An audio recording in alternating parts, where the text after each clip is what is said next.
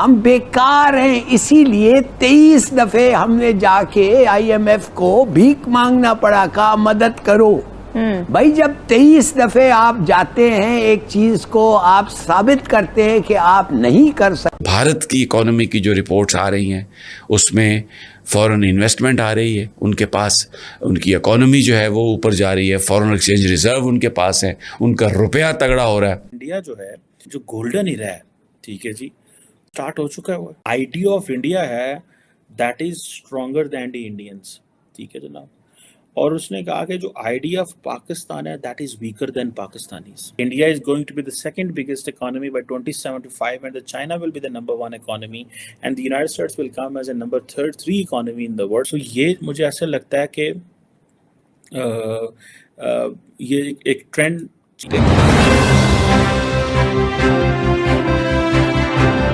एक सिर्फ थोड़ा सा कंपैरिजन अगर आप करें इंडिया के साथ तो वहाँ पर उनके जो फॉरेन एक्सचेंज रिजर्व हैं आज 600 अरब डॉलर से ज़्यादा हो गए हैं वो, और उनकी जो इकोनॉमी है वो इतनी स्ट्रॉन्ग है। सिर्फ पिछले 3 महीने में जो फॉरेन कंपनीज़ हैं उन्होंने 16 बिलियन डॉलर की जो इक्विटी है उसमें उन्होंने इन्वेस्ट किया है और उसको आए हैं वो उसमें। उसके मुकाबले में हमारे यहाँ डॉलर जो आईएमएफ से एग्रीमेंट के बाद थोड़ा नीचे हुआ था, पिछले 6 दिनों में गेन कर करके फिर वहीं पर पहुंच गया है। हमारे टोटल फॉरेन एक्सचेंज रिजर्व इतने नहीं हैं जितने उससे ज़्यादा पिछले 3 महीने में फॉरेन इन्वेस्टमेंट इंडिया में आई है, और पिछले 15 माह में ये हाईएस्ट है उनका कि 600 बिलियन डॉलर से उनके फॉरेन एक्सचेंज ऊपर चले गए हैं।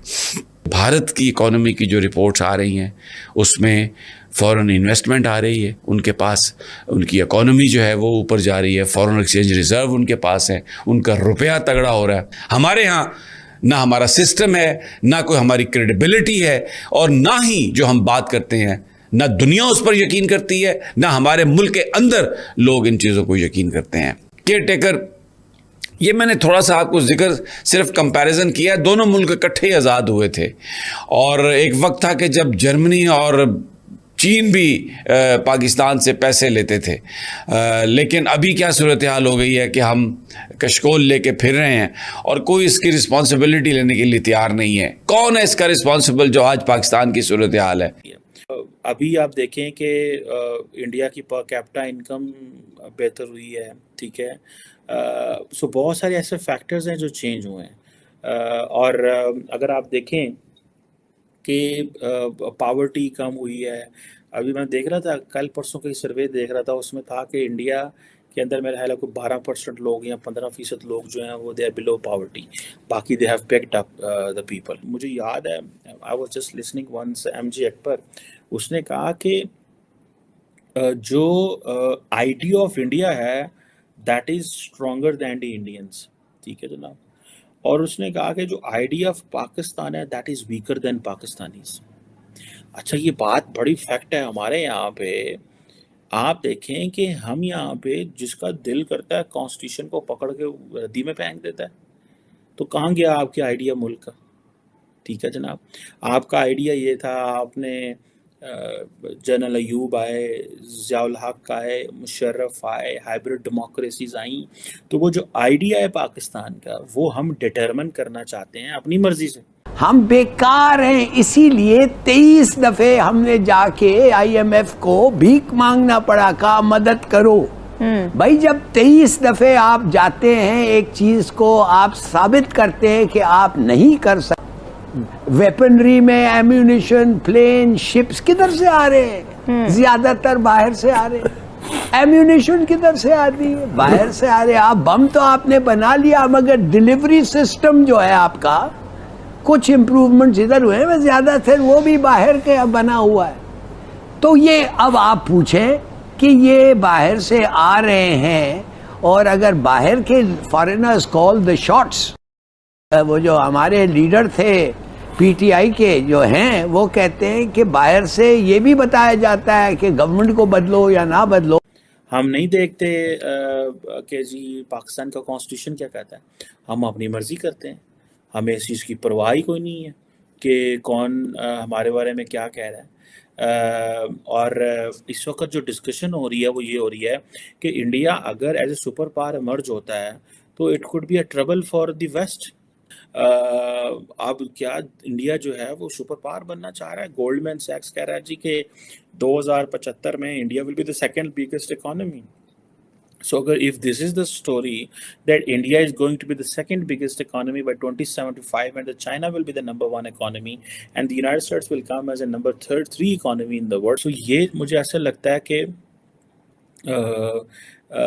ये एक ट्रेंड चेंज हो रहा है, ठीक है जी, है। और अगले 5 साल they very much important. So this election of 2024 जो है in India, this is a very important election.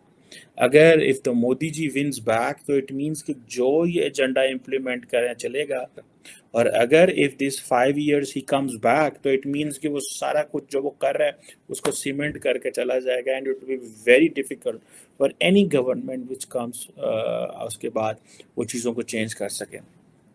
और जितनी इंडिया की ट्रेड है उसके अंदर लिबरलाइजेशन जितनी ज़्यादा हो गई है, इंडिया जितना दुनिया में कनेक्ट हो गया हुआ है, ठीक है जी। और वो मैं देख रहा था कि IMF का फोरकास्ट है कि 2023 से 28 तक वो 6% पे ग्रो कर रहे हैं। सो ये आप इमेजिन करें कि अगर वो 6% पे कॉन्टीन्यूसली विद दिस वे वो ग्रो करते जाते हैं, और अगर ये भी बातें जा रही कि अगर 2050 तक इंडिया इसी तरह ही ग्रो करता जाता है 5% पे 6% पे, तो ये it is going to be very very, जिसे कहते हैं ना, ये एक बड़ा मिराकुलस चीज़ होगी, ठीक है। 2020 में जब ये कोविड आया तो इंडिया का वो माइनस में चला गया, लेकिन जैसे ही 2021 शुरू हुआ तो वो क्या जंप मार के जो है वो वापस फिर 7-8% पे गया। किसी अखबार को देखें, किसी न्यूज़पेपर को, किसी जर्नल को देखें, किसी बुक को देखें, किसी थिंक टैंक में जाएं, तो there is a talk of India which is going on and there is a talk that is there, हमारे सामने हो रही होती है कि हाँ जी भाई इस तरह की चीज़ पॉसिबल। इंडिया के हवाले से आजकल बातें ये की जा रही हैं कि इंडिया जो है उसका जो गोल्डन इरा है, ठीक है जी, स्टार्ट हो चुका है वो। और इंडिया का जो गोल्डन इरा है वो इंडिया दुनिया की 5th लार्जेस्ट इकोनॉमी है, ठीक है जी। इंडिया दुनिया की 3rd लार्जेस्ट कंट्री है in terms of purchasing power parity, ठीक है जी। इंडिया की जो आबादी है दैट इज़ अबाउट 1.43 बिलियन है। उसके बाद जिसे इतनी ऑलमोस्ट चाइना की है।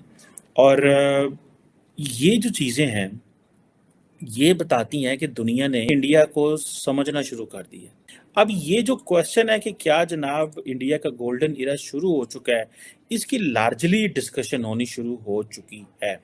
और अभी फॉर एग्जांपल ये चंद्रयान 3 जो है इसका चांद पे जाना अगस्त में पहुंचेगी। इंडिया दुनिया का एक वर्ल्ड्स रिचेस्ट रीजन समझा जा रहा है, ठीक है जनाब। और उनका बड़ा एक हिस्ट्री है, ठीक है। अगर आप माजी में चले जाएं कि इंडिया के को बहुत दफ़ा इन्वेडर्स ने इन्वेड किया, ठीक है। 11वीं सेंचुरी में चले जाएं, फिर ब्रिटिश आ गए 18वीं सेंचुरी में। वो ब्रिटिश जो थे वो इंडिया को सोने की चिड़िया कहते, और ये जो सोने की चिड़िया है वो उनको बड़ी अच्छी लगती थी, इतने बड़े पैसे से, ठीक है। और जान लगे सारा लुट के भी ले गए। This is what we talk. If you just look at the figures जो मैंने शुरू में शेयर भी किए हैं, there are lot more we can share further. ये सारे के सारे जो शेयर हैं, जो इंडिकेटर्स हैं, वो हमें बताते हैं कि इंडिया जो है, इंडिया की जो ग्रॉस डोमेस्टिक प्रोडक्ट है, पॉपुलेशन, ये वो सारी को सारी दुनिया डिफरेंट एंगल से देखती है।